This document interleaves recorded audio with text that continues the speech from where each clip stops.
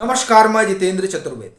15 सितंबर के बाद नरेंद्र मोदी की सरकार कुछ बड़ा करने जा रही है। ये बात मतांतर ने अभी 3-4 रोज पहले रेखांकित की थी। तब कई लोगों ने इस पर सवाल उठाए थे, लेकिन प्रहलाद जोशी का जो ट्वीट है वो ट्वीट दरअसल ये तो बता रहा है कि वाकई में कुछ बड़ा होने जा रहा है। क्योंकि विशेष सत्र बुलाया गया है 18 से 22 सितंबर के दरमियान 5 दिवसीय इस विशेष सत्र में क्या होगा, ये सबसे बड़ा सवाल है। यूं तो नरेंद्र मोदी जो करते हैं उस पर कुछ भविष्यवाणी कर पाना बड़ा जोखिम भरा होता है, क्योंकि वहां सूत्र भी काम नहीं करते हैं। इसीलिए अगर आप इन 9 सालों में देखें तो खबरें ब्रेक नहीं होती, वो खुद उसे प्रधानमंत्री नरेंद्र मोदी ब्रेक करते हैं कि हाँ ये करने जा रहा हूं, या ये होने जा रहा है, या सरकार ने ऐसा निर्णय ले लिया। उससे पहले किसी के पास इस तरह की सूचना होती नहीं है, तो ये तो कहा नहीं जा सकता कि सूत्रों के हवाले से कुछ आ रहा है। लेकिन दरअसल जो घटनाक्रम है ना, वो घटनाक्रम वाकई में ये बता रहा था और बता रहा है कि क्या कुछ हो सकता है। अभी ये जो G20 की समिट है और इधर मुंबई में एक समिट चल रही है विपक्षी एका वाली, और दूसरी तरफ आप देखिए कि 2024 का चुनाव आसन्न है। तीसरी तरफ अमृत काल का कालखंड चल रहा है। ये तमाम चीजें जो है वो एक साथ चल रही हैं। इसलिए ये अनुमान तो पूरा था कि 15 सितंबर के बाद नरेंद्र मोदी की सरकार कुछ बड़ा करने वाली है। लेकिन अब यह सवाल उठ रहा है कि क्या हो सकता है, क्योंकि विशेष सत्र बुलाया जा रहा है और उस विशेष सत्र में कौन सा प्रस्ताव आने जा रहा है, किस बात पर चर्चा होने जा रही है। अगर इस नजरिए से देखा जाए तो 2-3 चीजें हैं जो साफ तौर पर दिखाई दे रही हैं, जिसमें सबसे पहली और सबसे बड़ी चीज तो जम्मू कश्मीर ही दिखाई दे रही है। अब आप कहेंगे क्यों? देखिए, जम्मू कश्मीर को लेकर जो संकेत मिल रहे हैं संविधान पीठ की तरफ से वो बड़े स्पष्ट हैं, बड़े साफ हैं। अब फैसला क्या होगा एक अलग मसला है, लेकिन संकेतों से एक बात तो ये जाहिर हो रही है कि सुप्रीम कोर्ट 2 चीजें जानना चाहती है। एक तो ये कि यहां ये पूर्ण राज्य में कब तब्दील होगा और यहां चुनाव कब होंगे, इसका एक खाका उनको चाहिए।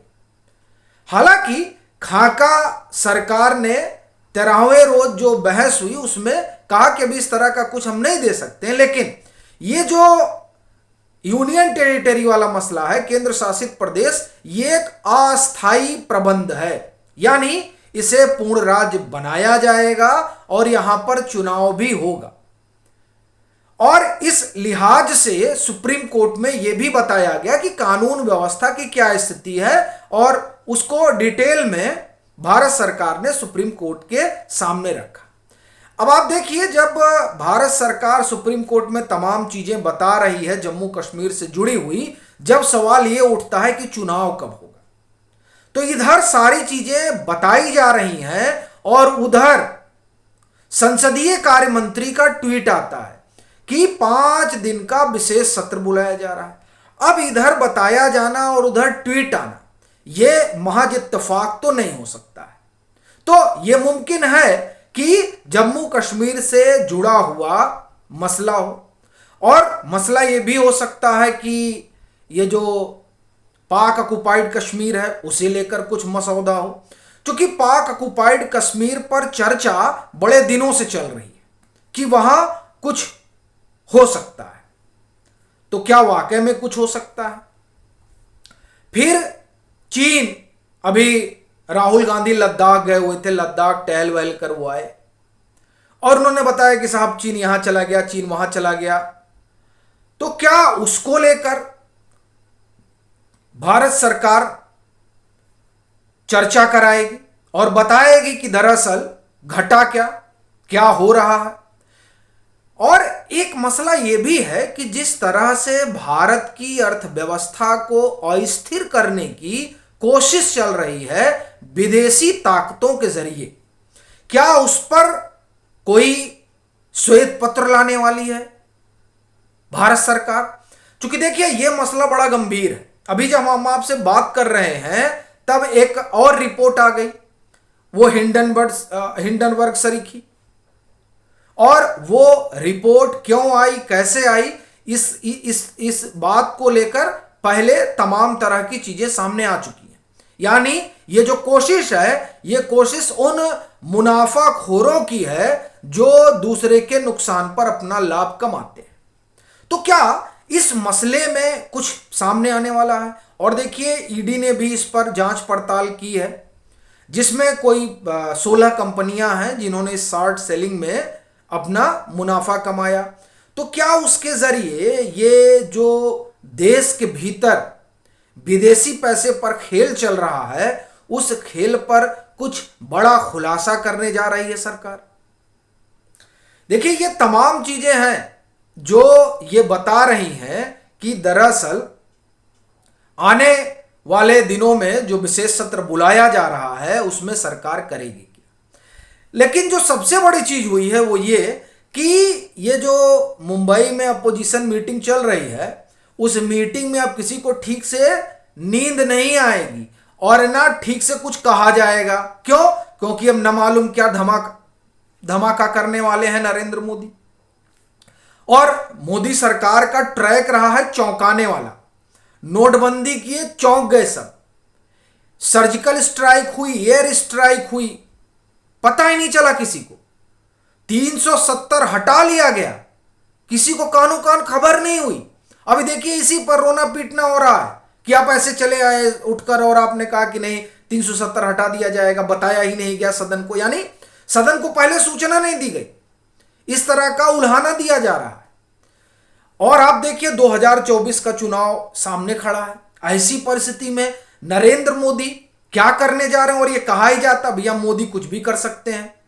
तो अब मोदी ऐसा क्या करने जा रहे हैं जिसके कारण वो जो लोग मुंबई में बैठकर 2 दिन जुटकर ये तय करेंगे कि मोदी को कैसे हटाया जाए, वो अब इस सदमे में चले गए हैं कि ये 5 दिन में मोदी करने क्या वाले हैं। अच्छा, एक चर्चा इसकी भी चल रही है कि प्लेस ऑफ वर्शिप एक्ट, इसमें क्या कुछ फेरबदल हो सकता है? क्योंकि ये प्लेस ऑफ वर्शिप एक्ट जो है ये एक बड़ी बाधा बना हुआ है। और क्या इस बाधा को इस विशेष सत्र के जरिए दूर किया जाएगा जो बुलाया जा रहा है?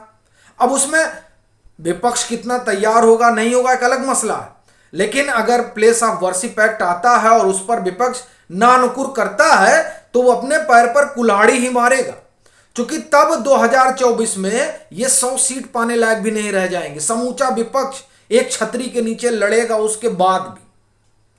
क्योंकि प्लेस ऑफ वर्शिप एक्ट में अगर कुछ फेरबदल होता है तो आप ये मानकर चलिए कि पूरा हिंदुस्तान का जनमानस उसके साथ खड़ा हो जाएगा। और ऐसी परिस्थिति में विपक्ष विरोध कर पाएगा, ये बड़ा मुश्किल हो जाएगा अगर वो लोग करेंगे। तो आप देखिए कि अब नरेंद्र मोदी क्या करने जा रहे हैं, ये सोच सोचकर उनको भी नींद नहीं आ रही होगी। और ये 2 रोज का बैठक बुलाए हैं, 31 और 1। ना 31 को बात कर पाएंगे ना 1 को बात कर पाएंगे। और फिर अंत में 2 चीजें और हैं जो ऐसा लगता है कि यह भी जो है उसका मुद्दा बन सकती है, यानी इस पर भी चर्चा हो सकती है। एक तो G20 है। देखिए G20 इधर खत्म होगा और उधर जो है सरकार विशेष सत्र बुला रही है। तो G20 का क्या हासिल रहा और वहां जो कुछ चीजें रहेंगी उससे जुड़े भी प्रस्ताव आ सकते हैं और उस पर भी एक डिबेट हो सकती है।